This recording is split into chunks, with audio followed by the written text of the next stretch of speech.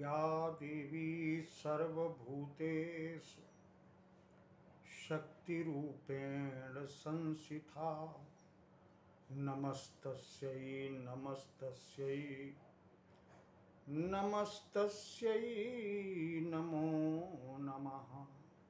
बोलिए दुर्गा देवी की जय। सभी भक्तों को सूचित करते हुए हमें अपार हर्ष हो रहा है कि शारदीय नवरात्रि के पावन पर्व पर मेरे मन में एक विचार आया कि क्यों न हम प्रतिदिन देवी भागवत की चर्चा आप सभी भक्तों के समक्ष प्रस्तुत करें। ये प्रेरणा आप सबकी मेरे प्रति जो असीम स्नेह की वृष्टि हो रही है, इस कारण से मेरे मन में जगी। जैसा कि आप जानते हैं, आज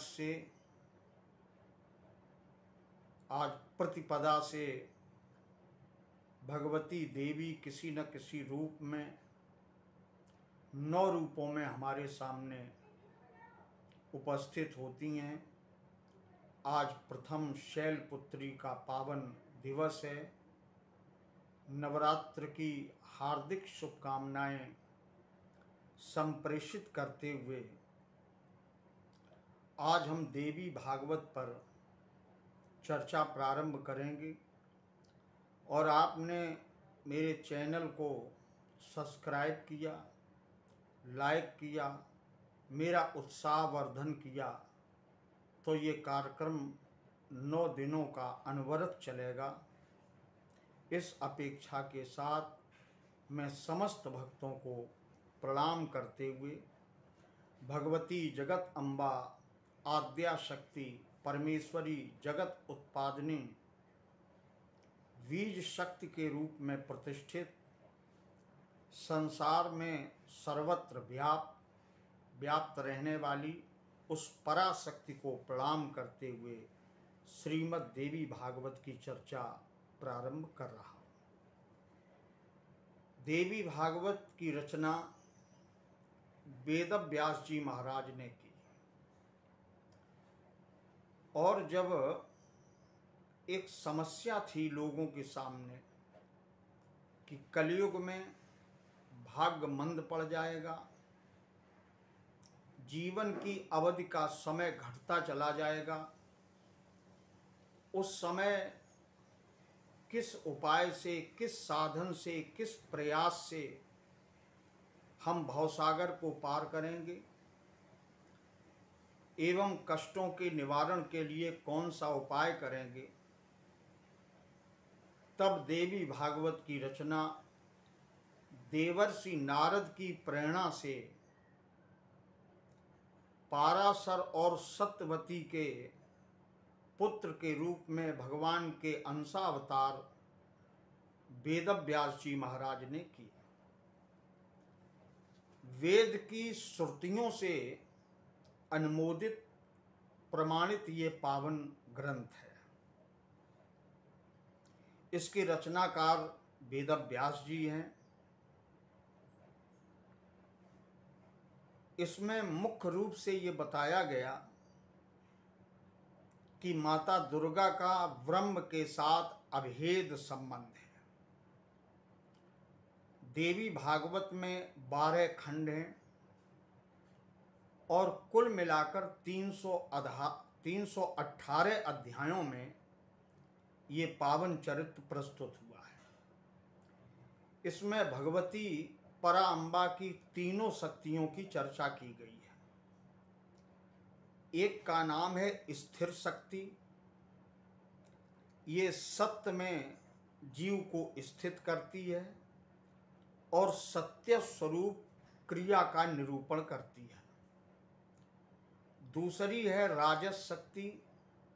ये सांसारिक सुखों को देती है जो उपासक भगवती के इस पावन पुराण को सुनते हैं, कहते हैं, भगवती उन पर कृपा करती हैं और वे पुरुष अपने लक्ष्य की प्राप्ति कर लेते हैं। एक तीसरी शक्ति है तामसी शक्ति, जो दुष्टों का विनाश करती है, आतताइयों का दमन करती है, अत्याचारियों का विनाश करती है। भगवती देवी ने स्वयं इस पावन पुराण की महिमा में एक बात कही है कि मुझमें और ब्रह्म में कोई भेद नहीं है। सर्व देव मयस् च सोहम साहम, मैं वही ब्रह्म हूँ और वो ब्रह्म वही मेरी शक्ति है। यहाँ शक्ति और ब्रह्म दोनों में तादात्म्य है, इनमें कोई भेद नहीं है। इसका अर्थ करते हुए वेदव्यास जी लिखते हैं, वह ब्रह्म जो है वही मैं हूँ और जो मैं हूँ वही वो ब्रह्म है। जैसे कि रामचरितमानस में प्रमाण है, सीता और राम में कोई भेद नहीं है। राम ही सीता हैं और सीता ही राम है। राधा जी ही कृष्ण हैं और भगवान कृष्णचंद्र जी ही राधा है। इसी प्रकार से ब्रह्म ही शक्ति है और शक्ति ही ब्रह्म है। इस प्रकार का निरूपण इस पावन पवित्र पुराण में किया गया।